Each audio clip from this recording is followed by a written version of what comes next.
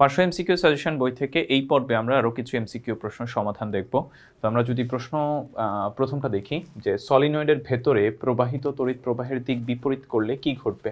তড়িৎ প্রবাহের দিক বিপরীত করলে চুম্বক মেরু বিপরীত হবে, মানে চুম্বক মেরু হচ্ছে পরিবর্তন ঘটবে। তড়িৎ প্রবাহের দিক বিপরীত করলে চুম্বক মেরু বিপরীত হবে।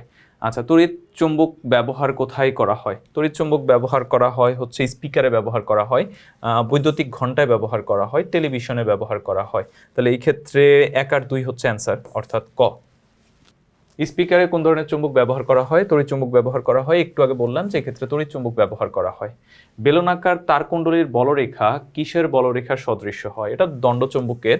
বেলনাকার মানে কি দেখতে এরকম হয় আর কি, তো এটা তো দণ্ডচুম্বকের মতোই, তাহলে এর বলরেখা দণ্ডচুম্বকের বলরেখার মতো হবে। তড়িৎ প্রবাহী তারের সৃষ্ট চুম্বক ক্ষেত্রের বলরেখার সাথে তারের অবস্থান খেয়াল করি যে এই ক্ষেত্রে হচ্ছে যে বিদ্যুৎ প্রবাহিত হয় যে দিক বরাবর, সেটাকে যদি আমরা বৃদ্ধাঙ্গুল দেখি, আর বাকি দিক হচ্ছে যে বলরেখার দিক হিসেবে প্রবাহিত হবে।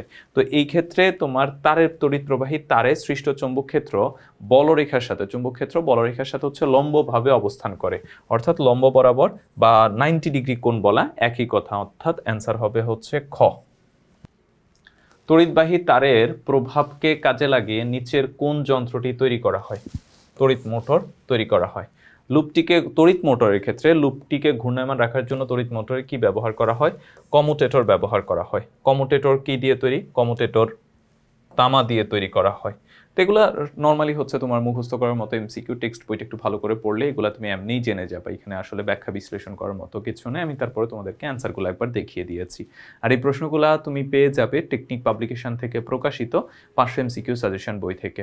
তোমরা যারা 500 এমসিকিউ সাজেশন বই সংগ্রহ করোনি, খুব দ্রুত সংগ্রহ করে ফেলবে।